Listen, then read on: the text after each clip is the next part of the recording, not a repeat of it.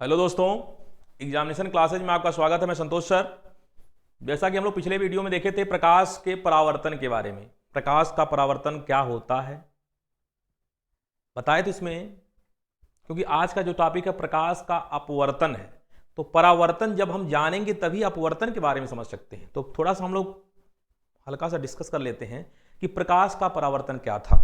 तो प्रकाश का परावर्तन जो होता है, प्रकाश का किसी चिकने पृष्ठ से टकरा करके फिर उसी माध्यम क्या होता है, वापस चला जाता है। मतलब किसी तल पे आया और टकराया, जैसे यहां आया फिर यहीं से वापस चला गया। तो ये जो हमारा होता है,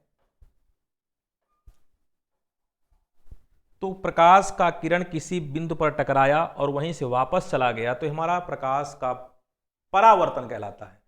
कंफ्यूज नहीं होना, जो वहीं से पुनः वापस परावर्तित हो गया, पुनः वापस चला गया, वो परावर्तन होता है। और जो एक माध्यम से दूसरे माध्यम में जाने के बाद अविलंब के उसके पास आए या दूर जाए, उसकी बात अभी हम लोग आगे करते हैं।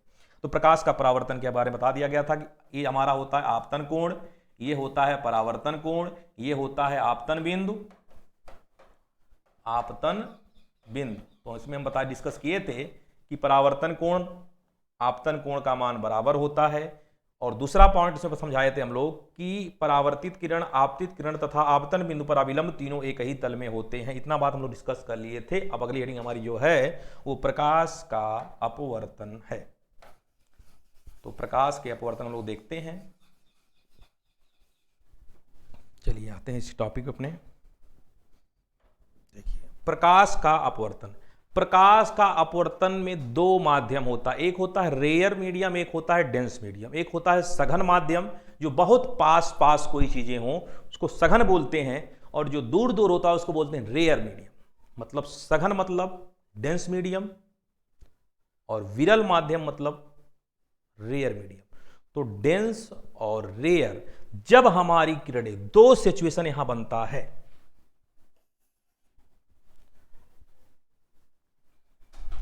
हम साथ ही साथ दोनों को समझाते चलते हैं। दो पहले हम लोग देखते हैं जो हमारा होता क्या है, प्रकाश का अपवर्तन होता क्या है। तो प्रकाश किरणों का एक पारदर्शी माध्यम से दूसरे माध्यम में गुजरने पर प्रकाश के किरण का विलंब से दूर हटना या अविलंब की ओर झुकना ही क्या कहलाता है, प्रकाश का परावर्तन कहलाता है। तो चलिए पहले हम लोग तो इसके बाद डिफिनीशन थोड़ा लिख लेते हैं, तभी इसको हम बढ़ते हैं आगे।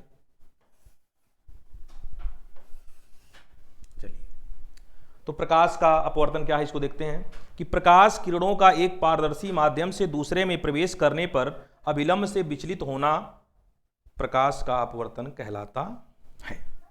चलिए प्रकाश किरणों का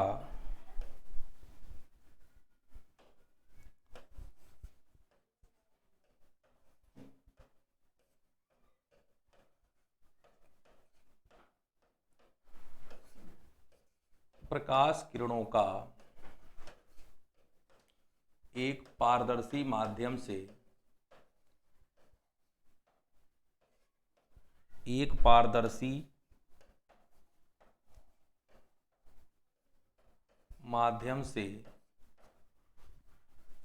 प्रकाश किरणों का एक पारदर्शी माध्यम से दूसरे में प्रवेश करने पर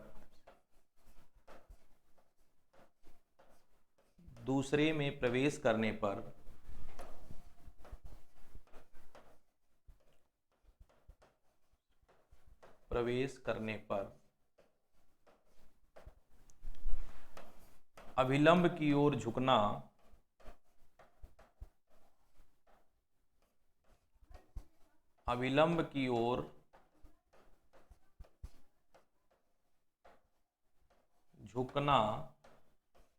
अथवा दूर हट जाना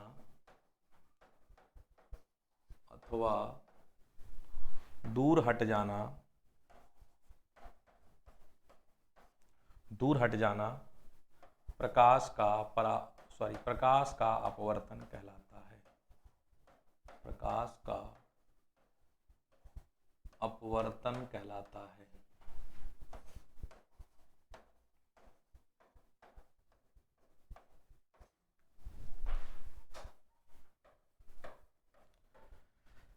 प्रकाश किरणों का एक पारदर्शी माध्यम से दूसरे माध्यम में प्रवेश करने पर अविलंब से विचलित होना या अविलंब से की ओर झुकना अथवा दूर हट जाना प्रकाश का अपवर्तन कहलाता है। इसमें कोई दिक्कत नहीं है। दो बताएं, दो मीडियम होता है, एक रेयर से डेंस में और डेंस से रेयर में। पहले देखते हैं रेयर से डेंस में जब जाएगा, यहां देख लीजिए, जब rare to dense, rare to dense, तो अभिलंब की ओर क्या होगा, अभिलंब की ओर झुक जाएगा। मतलब क्या होगा, जब पास पास होंगे तो मुड़ जाएंगे, जब दूर दूर होंगे तो फैल जाएंगे। तो रेयर टू डेंस मतलब विरल से सघन, विरल से सघन। ये चीज बहुत याद करने वाली है कि कैसे मीडियम में क्या होता है। तो विरल से सघन में अभिलंब की ओर झुक जाना, अभिलंब की ओर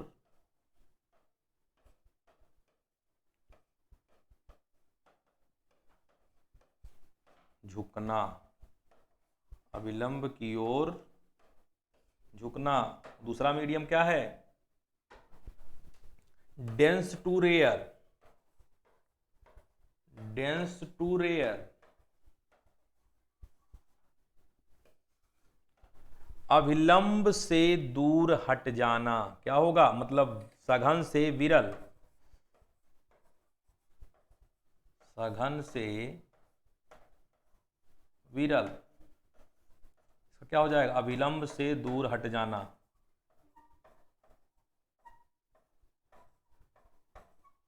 अभी इसके बारे में पूरा डायग्राम बनाता हूं। अभी अभिलंब से दूर जाना, तो प्रकाश का अपवर्तन क्या होता है, प्रकाश किरणों का एक पारदर्शी माध्यम से दूसरे माध्यम प्रवेश करने पर अभिलंब के दूर ओर झुक जाना या अथवा उससे दूर हट जाना या दूर चला जाना प्रकाश का अपवर्तन कहलाता है। अब यहां दो कंडीशन जो बताया हूं, पहला टर्म ये है और सेकेंड टर्म आपका ये है कि प्रकाश रेयर टू जब डेंस में जाता है तो विरल से सघन में जाएगा तो अभिलंब की ओर झुक जाता है, और डेंस से जब रेयर की तरफ जाता है तो सघन से विरल की ओर तो अभिलंब से दूर हट जाता है। इतनी कंसेप्ट हमको जानना है, बहुत जरूरी है, तभी हम इसके बारे में आगे देखते हैं। चलिए आगे क्या है, हम लोग दोनों समझते हैं अच्छे से। पहला हम देखते हैं जब रेयर से डेंस टू रेयर, क्या होता है, डेंस टू रेयर या रेयर टू डेंस। तो पहले रेयर टू डेंस,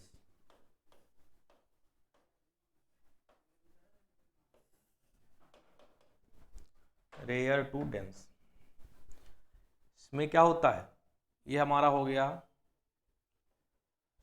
अभिलंब, क्या हो गया,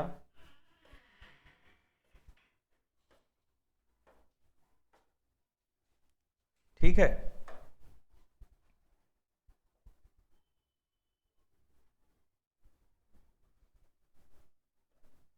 ये हमारा क्या हो गया, अभिलंब। अब यहां से क्या होता है, किरणें यहां से आएंगी, झुक जाती हैं, थोड़ा सा मिस्टेक, हल्का सा इसको देख लेंगे। ये हमारा हो गया आई, ये हमारा हो गया आर, ठीक। ये हम क्या होता है, आपतित किरण,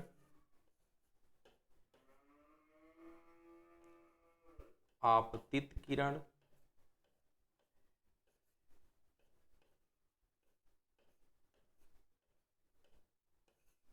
ये आपका हो गया परावर्तित किरण,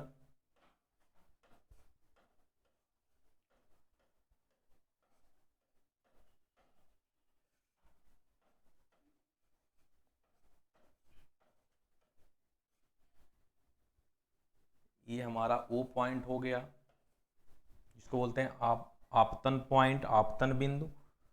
ये हमारा हो गया अभिलंब,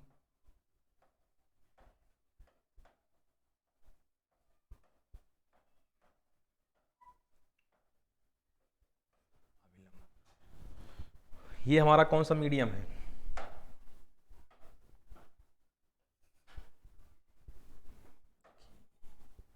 हमारा जो मीडियम है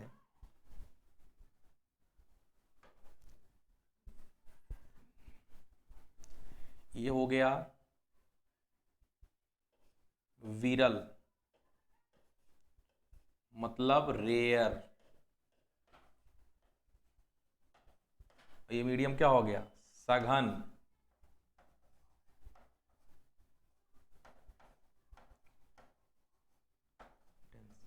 अगर एक कंसेप्ट को आप सीख लेते हैं तो दूसरा कंसेप्ट ऑलरेडी आपको समझ में आ जाएगा कि रेयर से डेंस, विरल से सघन में जाने पर क्या होता है। विरल से सघन में जाने पर हमारी आपतित किरण, जो परावर्तित किरण होती है, वो अभिलंब की ओर झुक जाती है।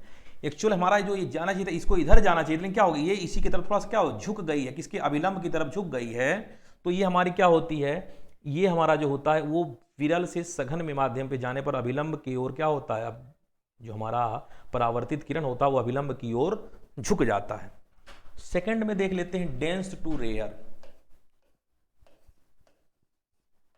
डेंस टू रेयर, इसको याद रखना, डेंस मतलब दब गया, डेंस मतलब दब गया, रेयर मतलब फैल गया। तो कंफ्यूज होना ही नहीं है कि डेंस में क्या होगा, परावर्तित किरण अभिलंब की ओर झुक जाएंगी, और रेयर में क्या होगा, अभिलंब से दूर हट जाएंगी। देखिए, देखते हैं इसमें हम लोग।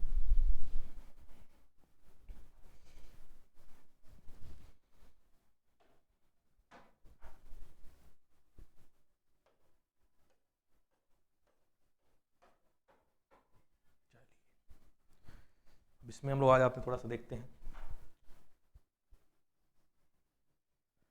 यहां से किरणें आई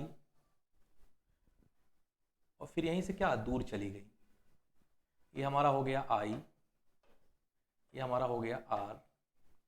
आपतित किरण, परावर्तित किरण, आपतित किरण, परावर्तित किरण।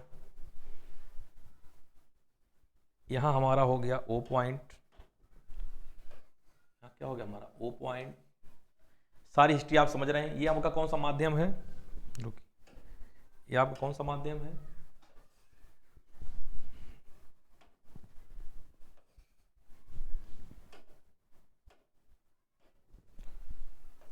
अब देख लेते हैं। ये हमारा जो है, ये आपका क्या है, सघन। क्या है ये, सघन। और ये कौन सा मीडियम है, विरल। अगर सघन से विरल में जा रहा होगा तो हमारा जो ये है अभिलंब है, ये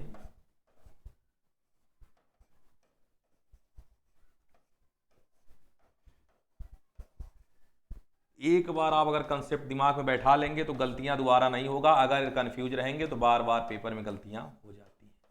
कई बार तो यही पूछने को दे देता है। ये आपका परावर्तित किरण और ये आपका क्या है, आपतित किरण।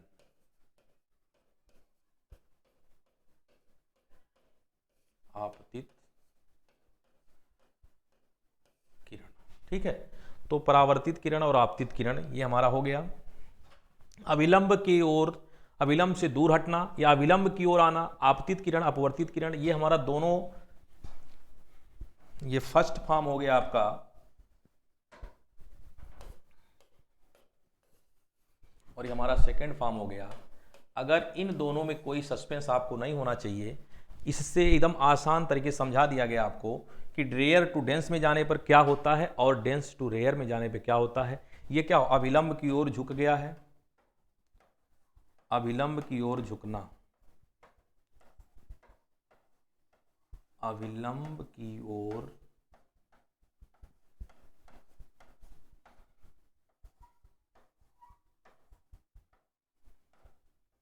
झुकना, ये अविलंब से दूर जाना।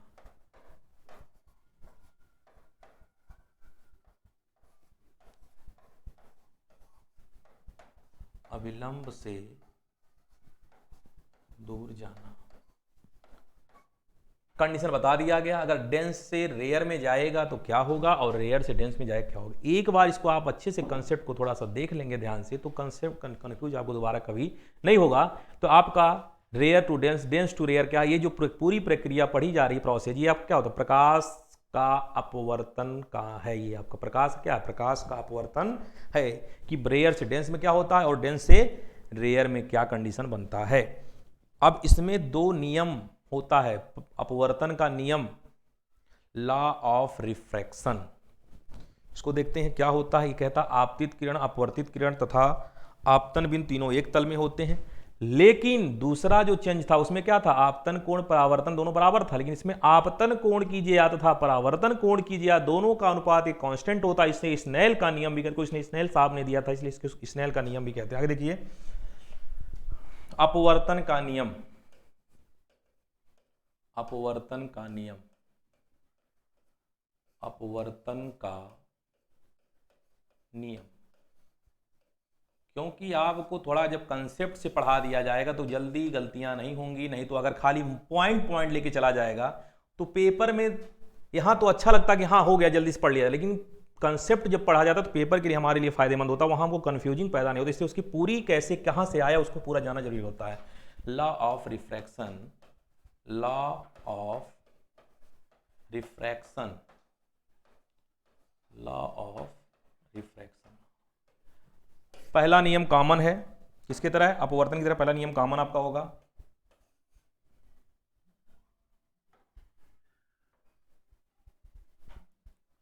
आपतित किरण, आपतित किरण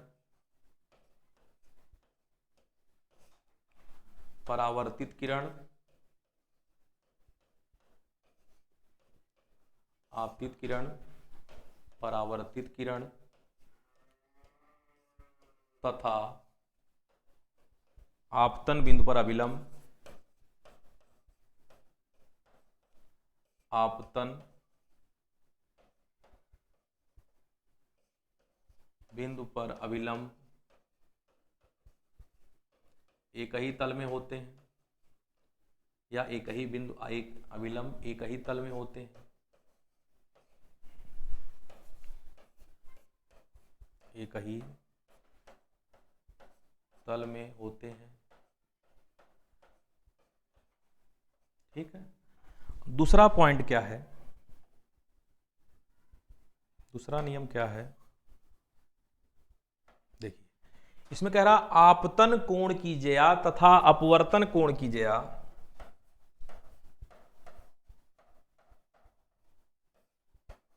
आपतन कोण की जया, इसको बोलते हैं साइन आई। क्या बोलते हैं,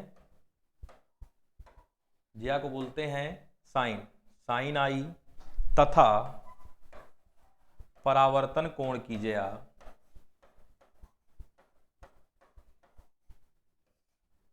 परावर्तन कोण की जया साइन आर, साइन आर का अनुपात एक नियतांक होता है, का अनुपात एक नियतांक होता है।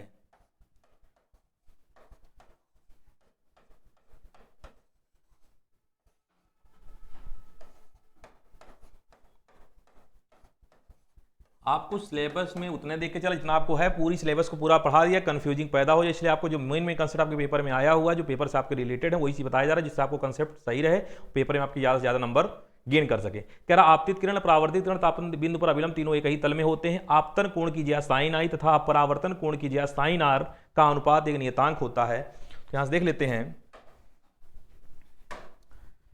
साइन आई बटे साइन आर इक्वल नियतांक,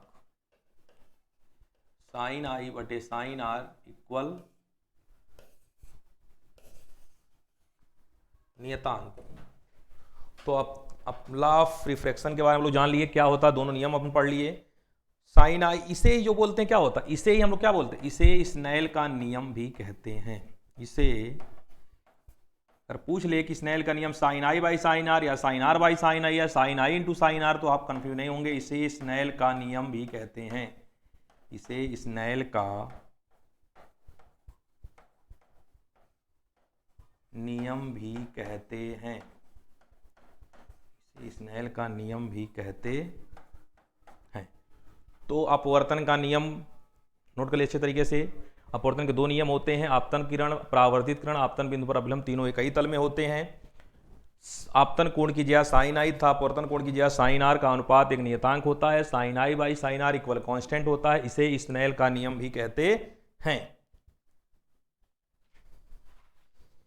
अब इसमें थोड़ा सा हम लोग एग्जाम्पल देख लेंगे कि एग्जाम्पल क्या होता है। एक एग्जाम्पल देखते हैं। एग्जाम्पल, इसका एग्जाम्पल है प्रकाश के अपवर्तन का।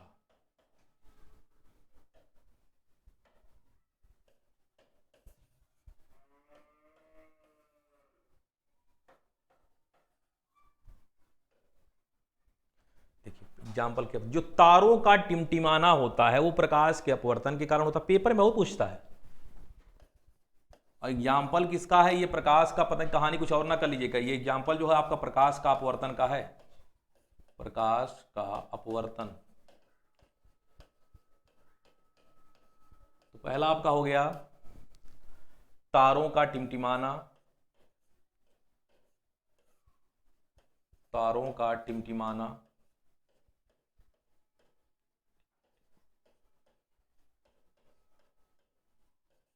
तारों का टिमटिमाना, ये किसका एग्जाम्पल है, प्रकाश के अपवर्तन का एग्जाम्पल है। और द्रव में कोई अगर आधी क्षण डूबी हो तो क्या हो, द्रव में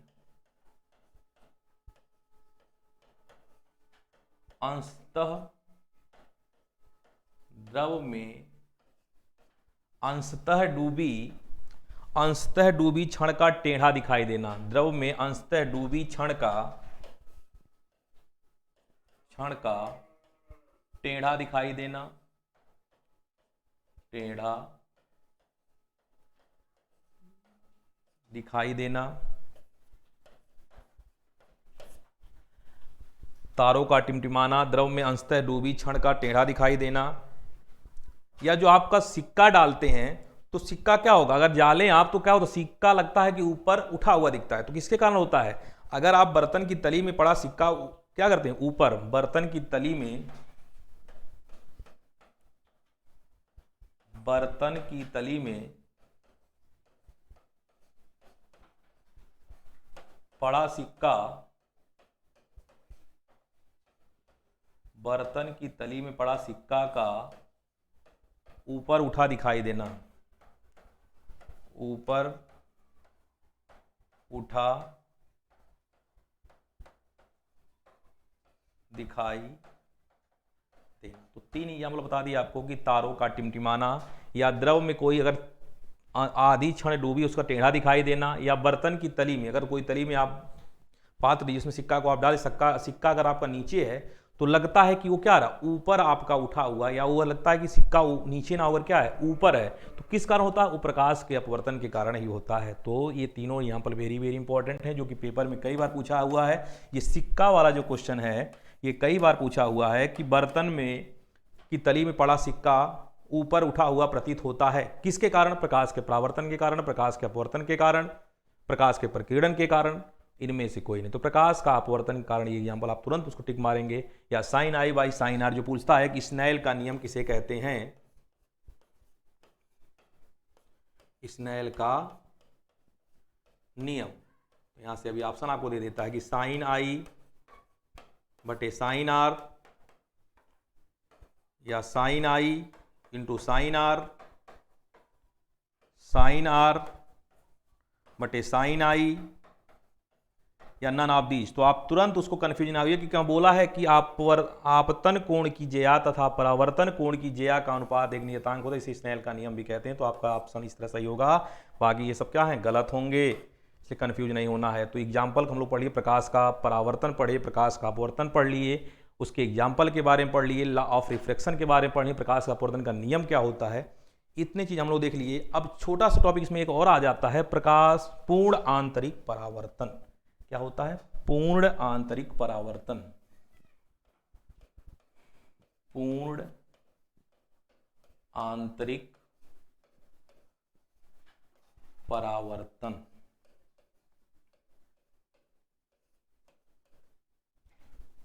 पूर्ण आंतरिक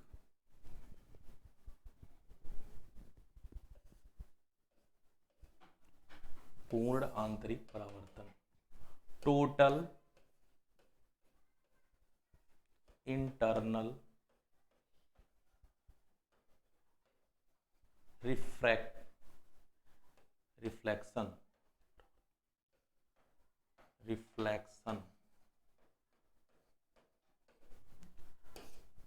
पूर्ण आंतरिक परावर्तन, प्रकाश का पूर्ण आंतरिक परावर्तन, total internal reflection of light.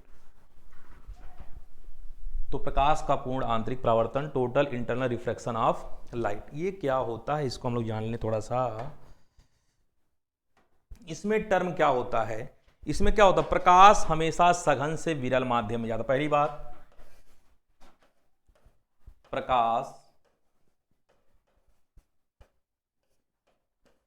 सघन से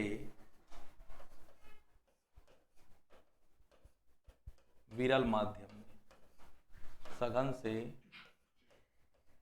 विरल माध्यम में। बहुत इंपॉर्टेंट चीज आपका पहला ही हो गया कि प्रकाश हमेशा क्या था, प्रकाश सघन से विरल माध्यम में जाता है, जिसमें पूर्ण आंतरिक परावर्तन है। दूसरा पॉइंट आपका क्या होता है कि हमेशा क्या होता है, आपतन कोण का मान जो क्रिटिकल एंगल जो होता है, आपतन कोण का मान, आपतन कोण जो आई का मान होता है, क्रांतिक कोण से, आपतन कोण का मान जो होता है वो क्रांतिक कोण से क्या होता है, बड़ा होता है। आपतन कोण क्रांतिक कोण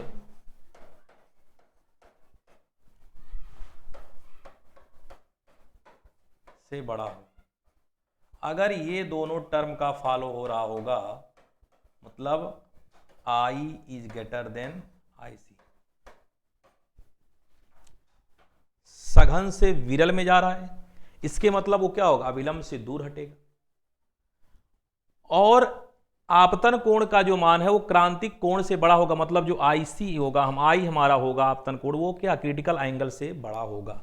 ये दोनों तरफ दिमाग में रखिएगा कि पूर्ण आंतरिक परावर्तन किस कंडीशन में होता है, जब प्रकाश सघन से विरल में जाएगा तो हमारा ये होगा। लेकिन कंडीशन ये भी दूसरा भी देखना है कि जब आपतन कोण I का मान क्रिटिकल एंगल से बड़ा होगा तभी वह पूर्ण आंतरिक परावर्तन, खाली सघन से विरल जाने में नहीं हो जाएगा, जब तक यह सेकंड वाला नियम फॉलो करेगा तभी आपका होगा। तो जब I और आपतन कोण परावर्तन कोण बराबर था तो अब प्रकाश का परावर्तन था, जब वह सघन से विरल में जा रहा था तो क्या होता, अभिलंब से दूर हट जाता था, जब विरल से सघन में जाता तो अभिलंब के पास आता था। लेकिन इसमें क्या, प्रकाश सघन से विरल माध्यम में जा तो रहा है, लेकिन अब यहां क्या होगा, कहते किंतु परंतु लेकिन, बट ये बहुत खतरनाक होता है।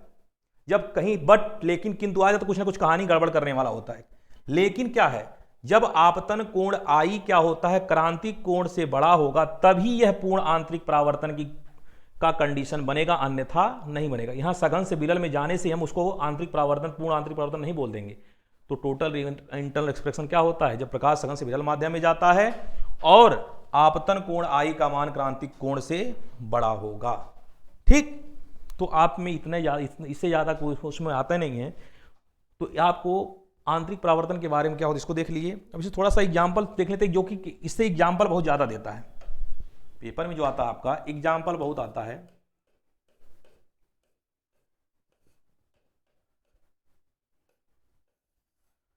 देखो पहला क्या है, एग्जाम्पल में देख लें कि जल में पड़ी परख नली का चमकना, या कांच में आई दरार का चमकना, हीरा का चमकना, हीरा का चमकना, हीरा का चमकना, ये सब पॉइंटेड नोट्स के लिए, एग्जाम्पल वेरी इंपॉर्टेंट है, कंसेप्ट नहीं ज्यादा तो एग्जाम्पल देता है। हीरा का चमकना, कांच में आई दरार का चमकना, कांच में आई दरार का चमकना,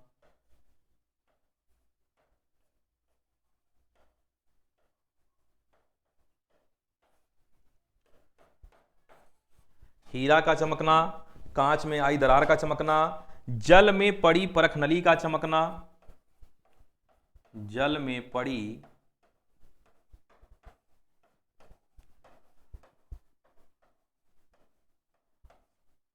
परख नली का चमकना,